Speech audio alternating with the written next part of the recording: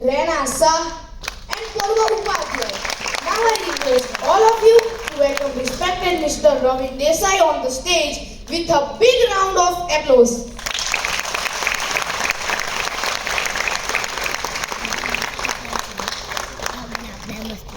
Sir, please. Sir, have a seat.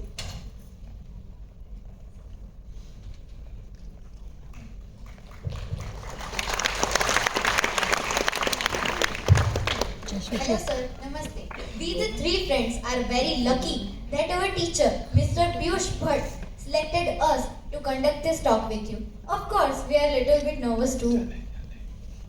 Why you are nervous? Because it is for the first time that we are conducting such a talk and that too in this big Tata auditorium. And with a personality like you, sir. See, I am also a product of Piyush sir's teachings, and I used to take part in all drama activities that sir uh, conducted. And I think since last 29 years, I am studying under him. So there is absolutely no need to be nervous about, right? You can consider me as one of your friends and one of your age mates, because you know when we work with elders, it is deeply happy feeling that I am having a conversation with all three of you, wonderful friends. Let's go ahead. Sir, the very first thing that I want to know is that despite your extremely busy schedule, how do you find time to read a lot? Yes, she is right. Our teacher has told us that you are a voracious reader. See, you find time to eat. You find time to play, right? And you find time also nowadays to watch mobile, correct? So the answer is very simple. What you love, you find time for the same. And what you feel necessary for yourself, that you find time for it. I'll tell you a very small example of it.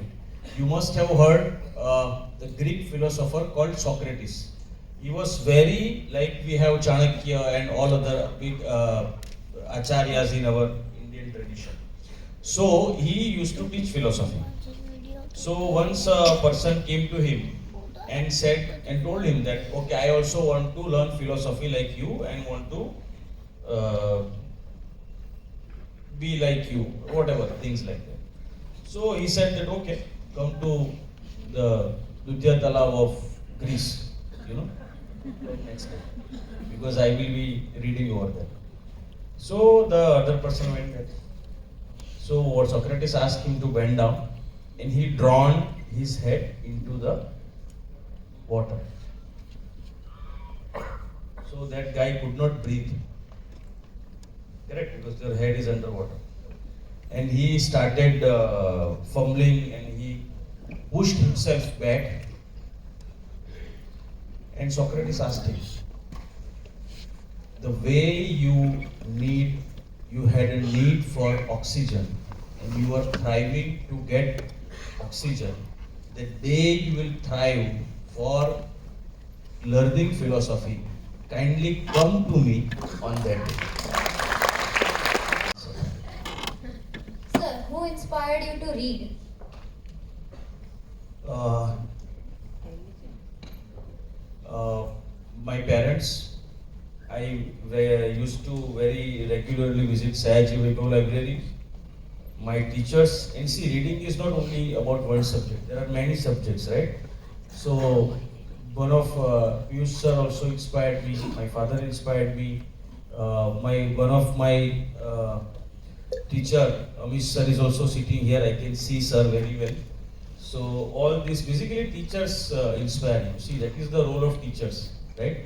Like Ramakant Achrekar ji was to Sachin Tendulkar, Guru Dronacharya to Arjun. So you take inspiration from your teacher and then you learn. Generally, what type of subjects attract you for reading? It depends. When I was young, and I don't claim to be a very voracious reader, but when I was young, I used to read a lot about history. In Gujarati literature, I used to read Bakor Patel. So Bakor Patel is one of the finest comics ever written in any language. Okay, so when you read about Bakor Patel, Dr. Mutadia, Shakri Patlani, so you enjoy it. I do not think even English or I do not know any other language but English, Hindi and Gujarati would have such a good literature. So then I used to read Safari magazine. So Safari magazine is one of the biggest source of learning while you enjoy it because it is written in that way.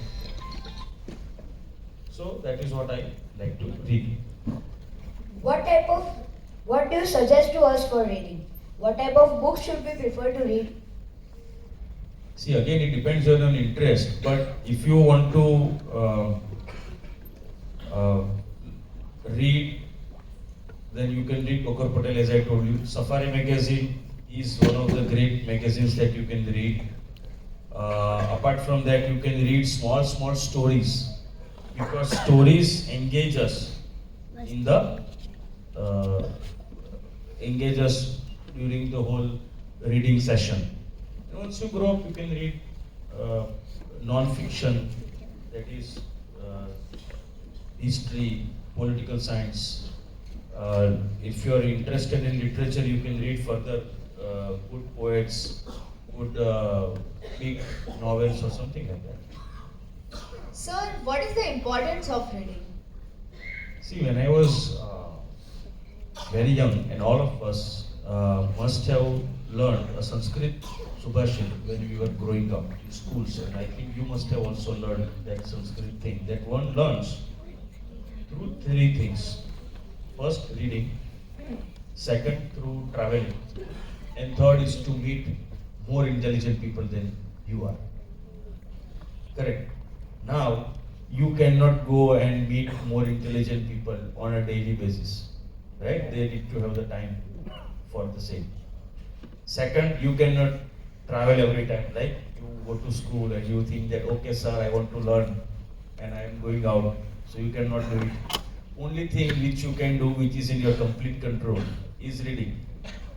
Right? So that is one thing. Second, reading stimulates your mind. So, for example, you are watching Jurassic Park. Right? You watched Jurassic Park. Big dinosaurs. So nowadays all this Netflix and Prime and all these things are there. So you must have watched Jurassic Park. But let us say, so you find a kind of scene very clear that this is Tyrannosaurus Rex, for example. Or you must have read about Titanic. This is Titanic. So large, so gigantic, right? But so you can actually see if you read about it, right? And you see that okay, there is a T-Rex dinosaur and he's climbing up, or you read that there is a Titanic which is sailing fast, and then there is an iceberg and it collided with the iceberg and it sinks. So you develop a kind of picture, right? So then you develop your creative mind. So mind is the only thing, right, which does not get depleted when you use it. Therefore, that's what the importance of reading is. Cricket, volleyball, badminton, right? You also go to restaurants with your friends, right? So that is how you will find it. So we have heard and also read about soft skills. So would you throw some light on it? So in what standard you all are? I'll tell you a small story. I was attending a workshop at IIT Gandhinagar. I'll tell you the importance of soft skills. So what are soft skills? Then again I'll come back to the story where I was telling.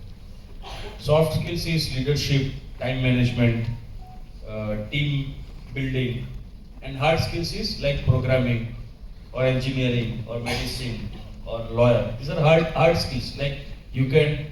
Are you okay?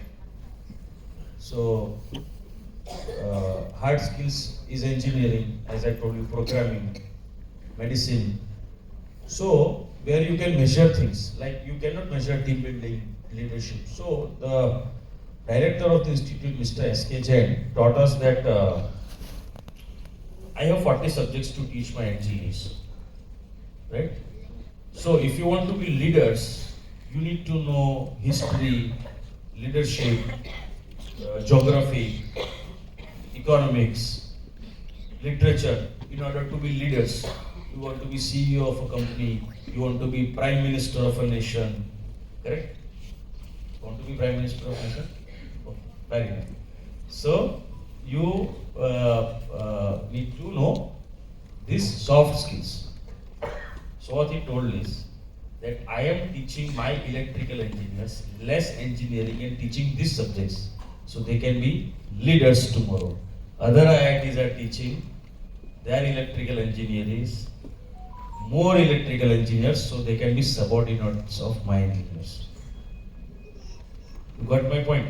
So soft skills are very important if you want to be leader in life, which you are doing right now, which you learned during last 2 years. So you are already on that part.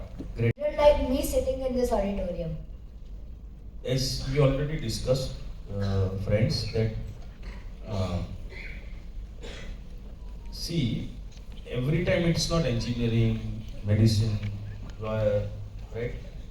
You are very young, but the elders over here can confirm that the highest growth in Navsari, for example, is that of restaurants in last 20 years.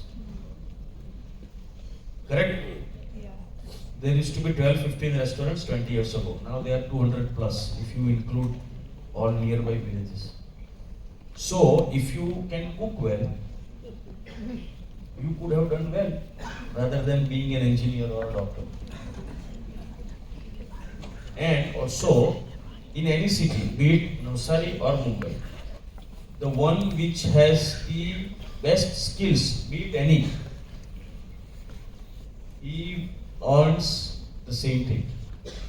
All of them earns the same. And therefore, all this career that you need to understand, you not need to be guided by what your friend is doing. You need to find what you are good at. If you can sing well, you pursue career in singing.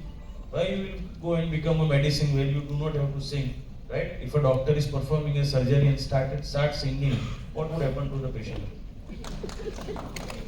So you sing well. If you want to sing, you be a singer. Don't be a doctor. Most of the parents insist a lot to take admission to the science or the engineering faculty only.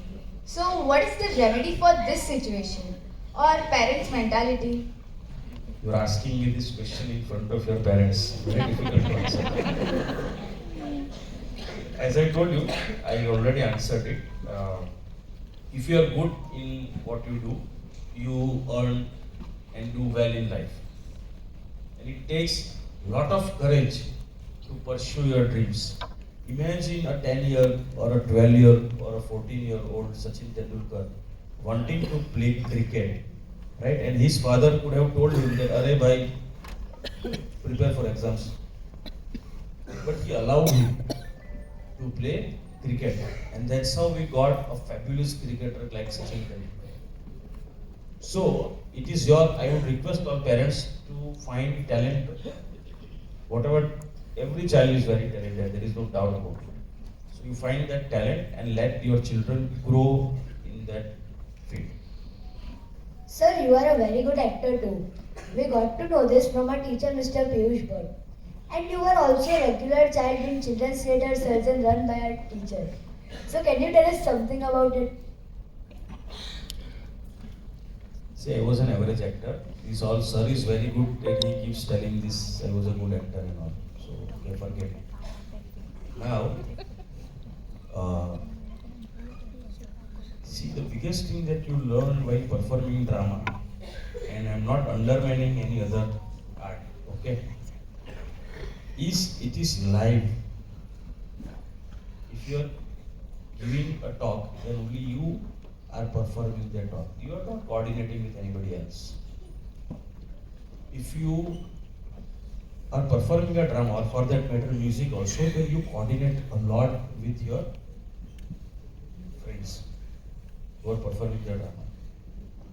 And there is a comedy play and there is a tragedy play. So audience also reacts very differently every time. So it teaches you presence of mind, and it takes away the stage fear. Right? See, I must congratulate all three of you. I think Tata Hall has a capacity of 800 people. And I think the hall is almost full. And you are not shivering, you are very confidently smiling, asking me questions. And I am answering it with all thanks and pranams to Piyush sir. So that is the training which I got in Children's Theatre. About your acting talent also. He said that you are a very good actor. So can you give a little piece of acting from any of your drama that you remember?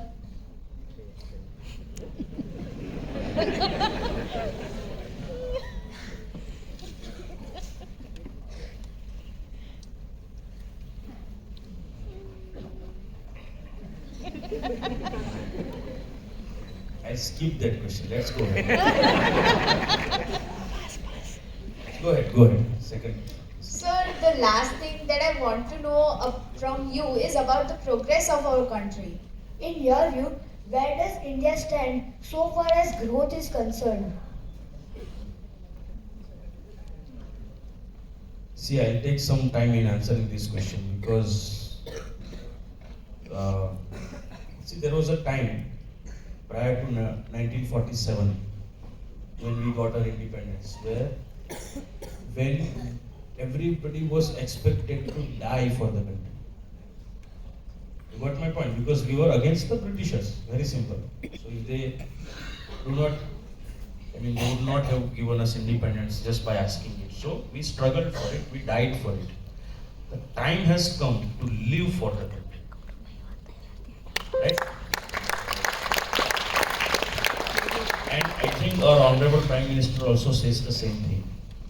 And one more thing, if you look at world and if you're interested in what is going on around the world, with all this Russia and Ukraine war, and we are very stable. With all COVID, we got 140 crore vaccines. It was an impossible task and we carried out so easily. So Indians are very talented, hardworking, spiritual people, right? We have now got good leadership. We also had good leaders in past, but this is exceptionally good.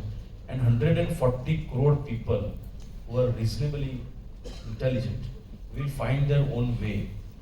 And I'm very sure that we saw a time 25 years ago, or perhaps more than that, or less than that, when, and of course those are elders than myself, they must have seen that time when we did not do as good as a country. We were called a third world nation.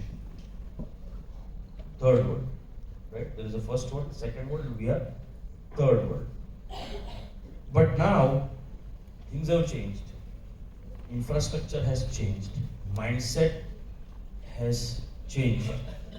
And I'm very happy to confess in front of all of you that the generation which is your generation, or the one little bit elder or younger than you, are exceptionally talented, exceptionally clear in what they want to do in life, not hypocrite at all. You speak your mind. If you like it, you like it. If you don't like it, you don't like it. Right?